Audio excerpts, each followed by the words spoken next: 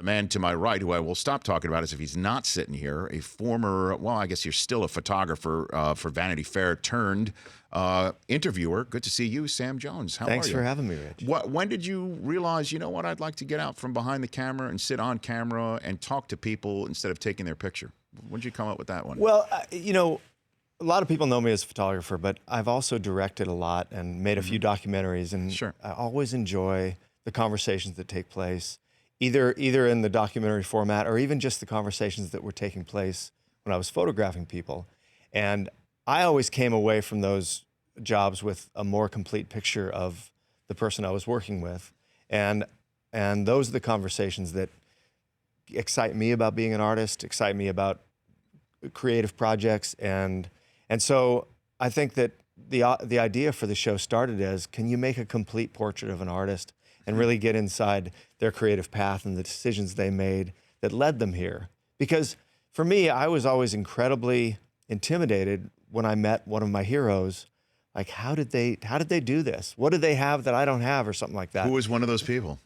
Well, I mean, anyone from, you know, you take a filmmaker like Hal Ashby, or a photographer like Richard Avedon, or a skateboarder like Tony Hawk, or you know, a songwriter like Joe Strummer from The Clash or something. And these people were making the work that made me want to be an artist and made me want to do different things. And the conversations are a way for me to humanize these people and find out that they struggled and they made mistakes, and their creative path is unique to them, and there's no one way to do it. And I think by having these conversations, it gives me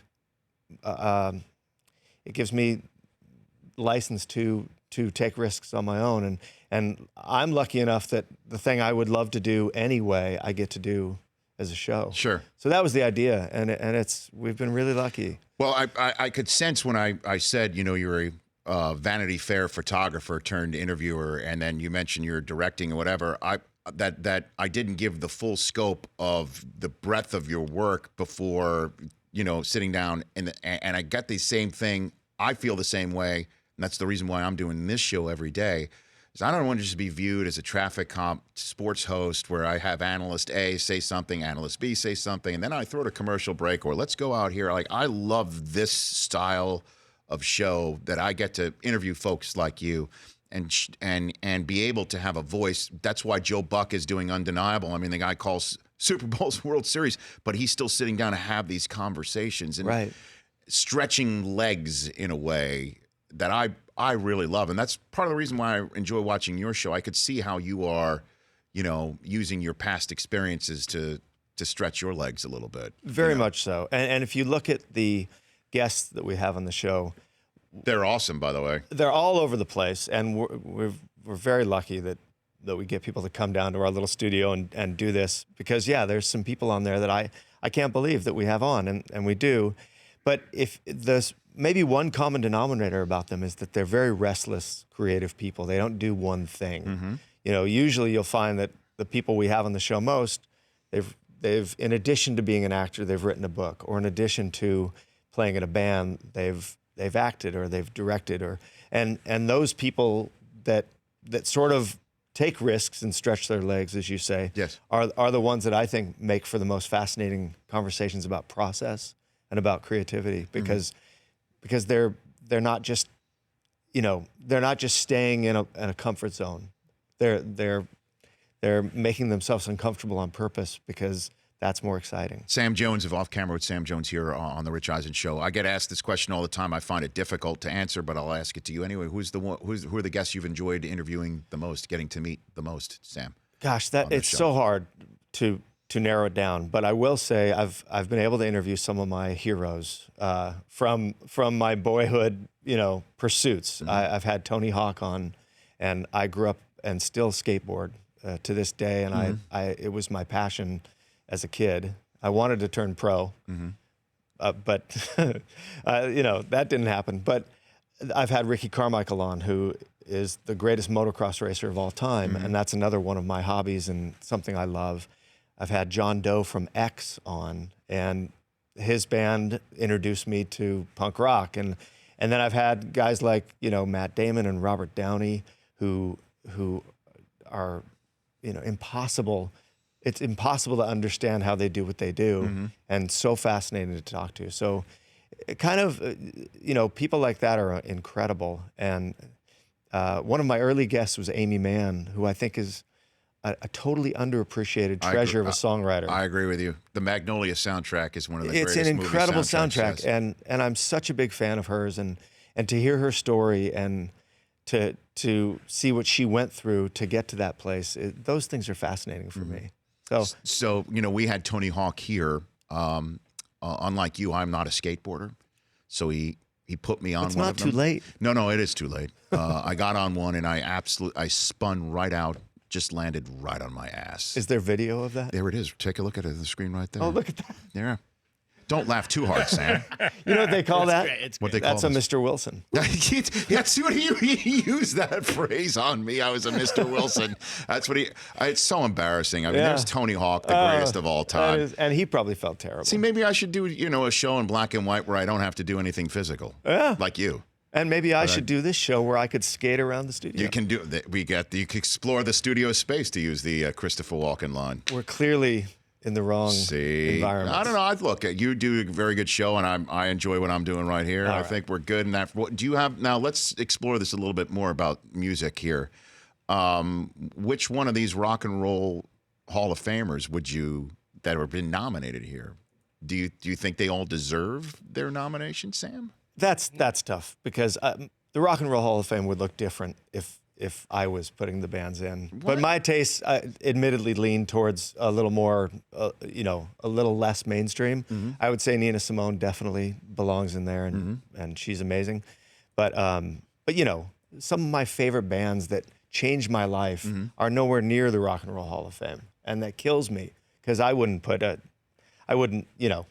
think it seems like record company people decide what goes in the Rock and Roll Hall of Fame, and maybe not total music lovers. You are not. So you're saying it's corporate. Yeah. It's a corporate. It's endeavor. corporate. It's a corporate award, like many, and eventually, I think they probably get it right on one level. But the Pixies, the Replacements, Big Star, the MC5, the Jam, these bands, they're amazing to me, and they also, they didn't get played on the radio. So for me, I don't really pay that much attention. But you choose Radiohead over Bon Jovi? Yes, I would.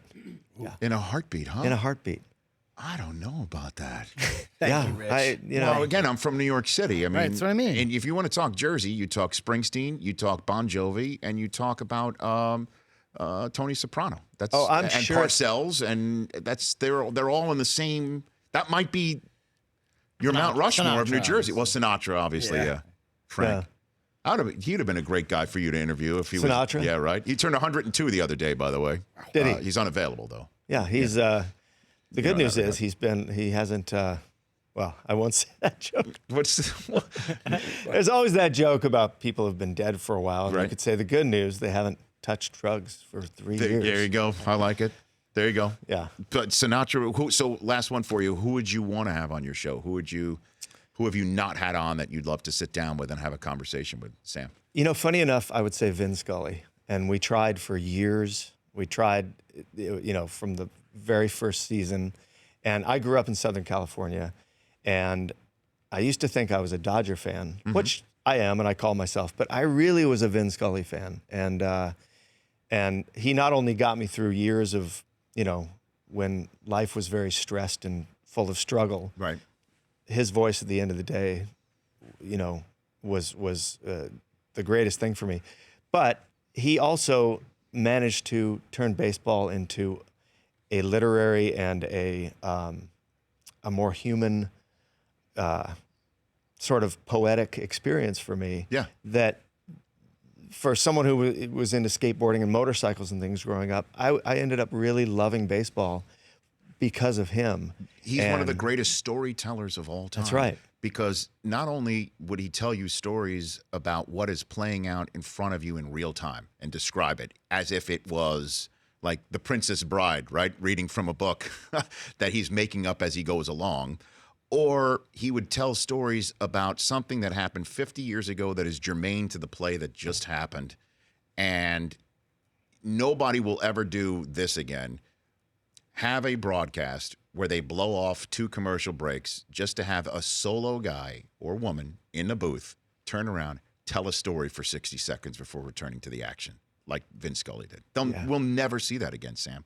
I know. Ever. And you know what drives me crazy is that when he was retiring and all these people in the sports world came out saying how amazing he was, and Joe Buck says come anytime and take over the microphone, and everybody loves him, and yet I don't see a lot of sports announcers emulating him. Not to imitate, but take this idea that we don't want to hear an expert talk about statistics. We'd rather hear a story. We'd rather hear a human analogy about the game. We would rather hear how this game relates to something in literature.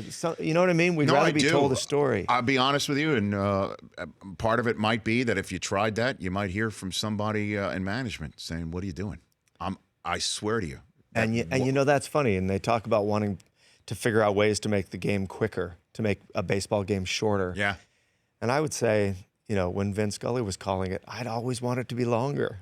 Interesting. And when that was happening, I was in my 20s. Well, Sam, like I said, I'm a big fan of your show, Off Camera with Sam Jones. You've got great guests on coming up this season. Willem Dafoe, Rebecca Hall, Jeff Daniels, Sam Rockwell, Octavia Spencer. I did notice you had Dan Patrick as a guest.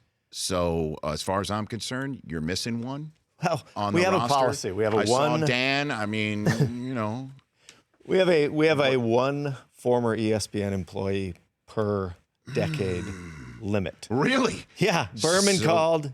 Okay. Van Pelt's called. Okay. Well, he's still there, so I guess I got to wait for season 19. That's right. We'll be around. Of Off Camera with Sam Jones. Again, currently in its 9th season. Check out Neil Patrick Harris next Monday. Come back anytime, Sam. Thank you for having me. You bet. It's been a pleasure. You bet. Right back at you. The Rich Eisen Show, weekdays at noon Eastern on Audience.